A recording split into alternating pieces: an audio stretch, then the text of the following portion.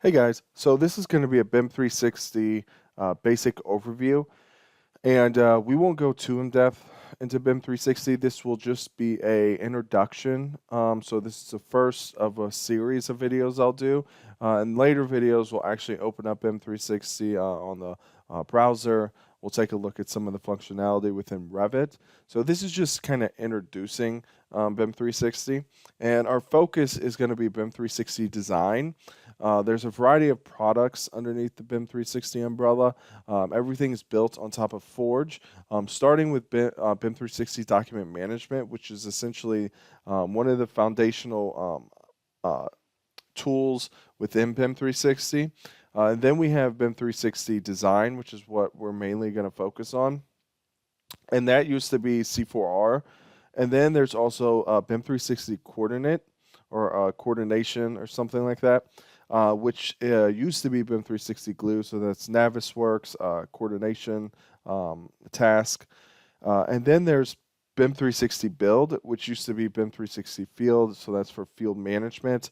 And then there's some other tools like BIM 360 ops, which is for facility management.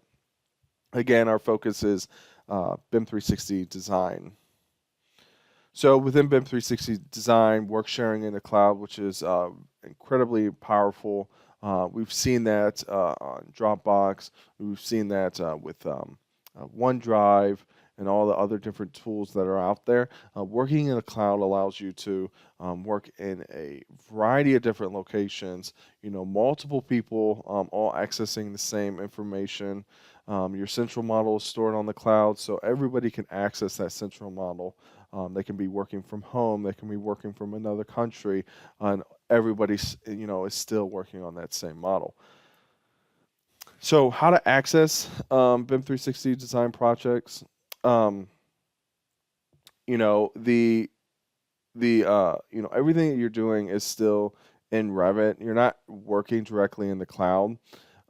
Desktop connector is separate. Or real quick, local files, you still have local files on your machine, but it's kind of in a weird location. And they're given some strange name.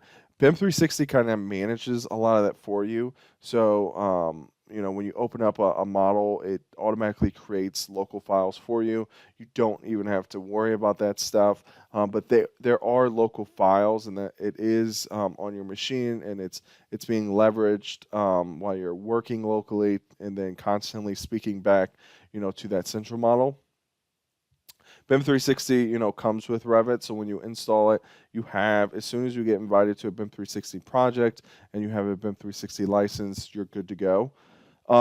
Desktop connector is essentially syncing everything from BIM 360 locally to your computer.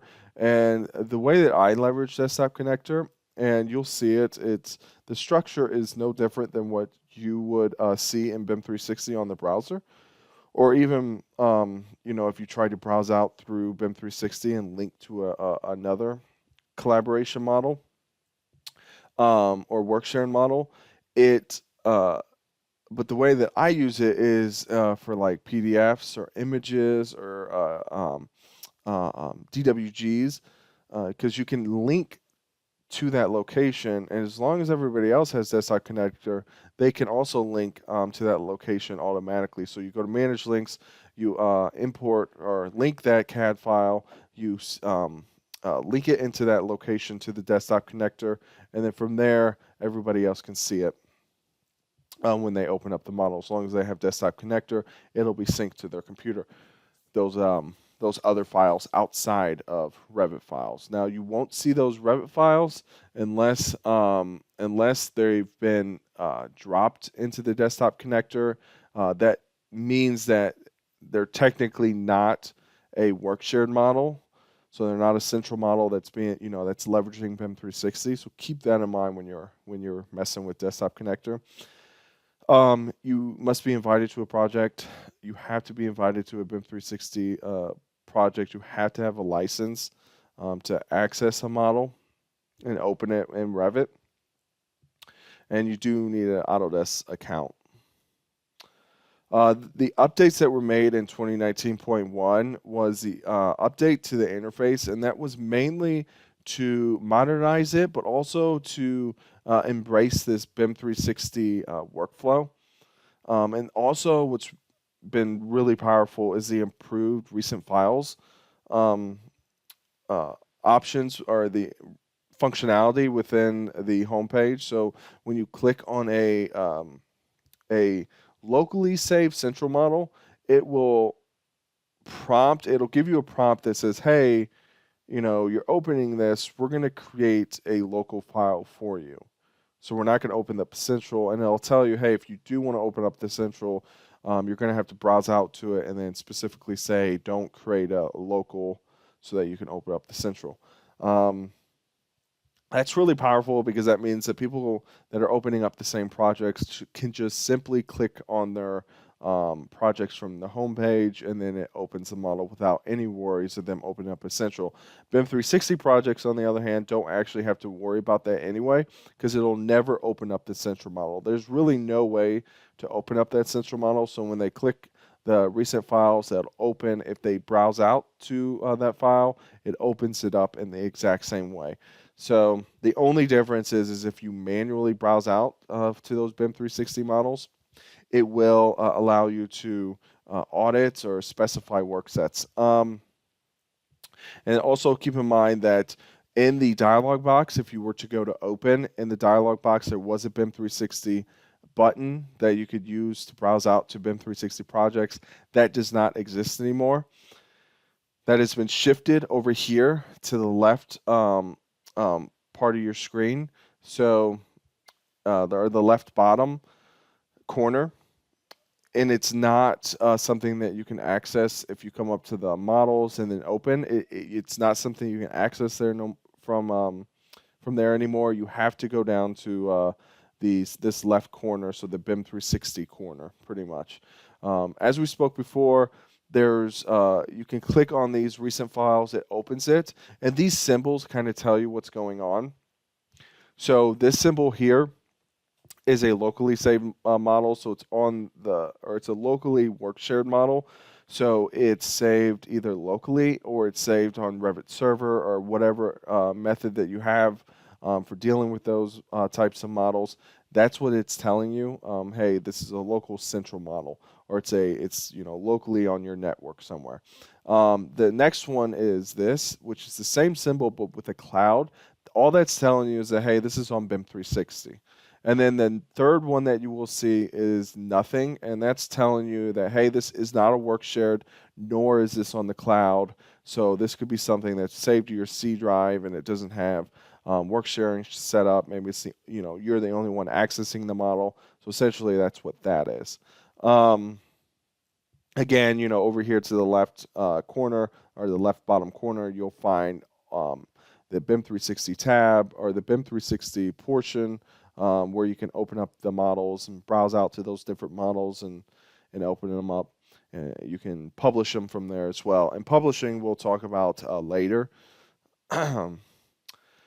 Something to keep in mind when you're working on models is the work sharing display, and you can access that after you've opened up a work shared model. You can go down there to the bottom and open up, at one of these buttons, which is the work shared display button. And in there, you have a variety of options to kind of choose from: checkout status, owners, model updates, work sets. And in that list for checkout status, it'll give us a list of I've owned it, owned by others. We can change the color. If we go to owners, it'll show us every single person that has access to that, or is accessing that model and using elements and checking them out, and actually owns elements. It will, automatically apply a color to them.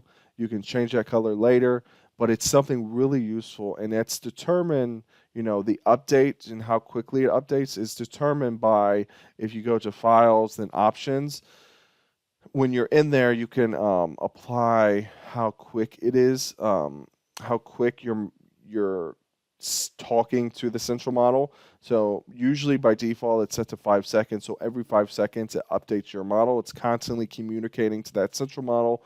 So you'll immediately see if somebody, in the owners tab. So if we switch to that, we'll see the elements update in color. We can immediately see if if they have changed something or if they've moved something, it'll tell us, hey, this item is on lockdown right now. So that's a really powerful tool to have, or just to know that it's there and that you can use it. And it's even worth, applying to a specific view, maybe having a coordination view that you can use. Um, we've mentioned the desktop connector. Again, the desktop connector, the way that it's structured is the same as what you would see out in the browser. The only difference is it's instead of being out in the browser, it's locally. So again, I mostly use this stuff for CAD files. You can also use them for PDFs and photos. Your Revit models are in there. I wouldn't don't ever open up anything from this location. Generally, if you see them there, it's because somebody's dropped a model into this folder, which is a big no-no. You have to initiate those models. So you have to open up a model, initiate it as a BIM 360 collaboration model.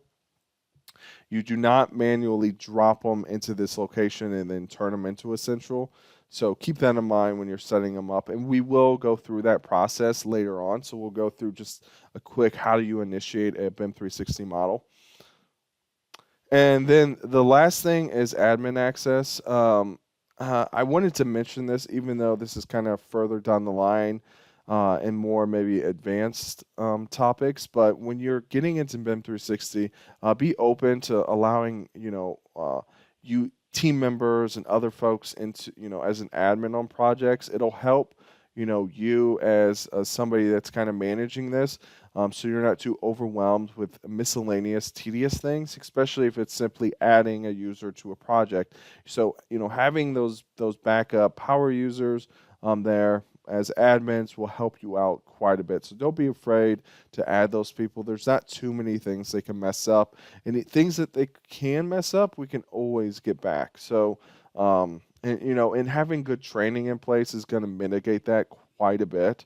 So always be open to allowing people, have that transparency. Allow people to get in there, help you out. You're helping them out because now they won't be waiting on you. So. But yeah, this is just an introduction to BIM 360 design. We'll take this further in the next videos, but hopefully this kind of gives you a overview or just a foundation we can start to grow from. But let me know if you have any questions, and thanks a lot for watching.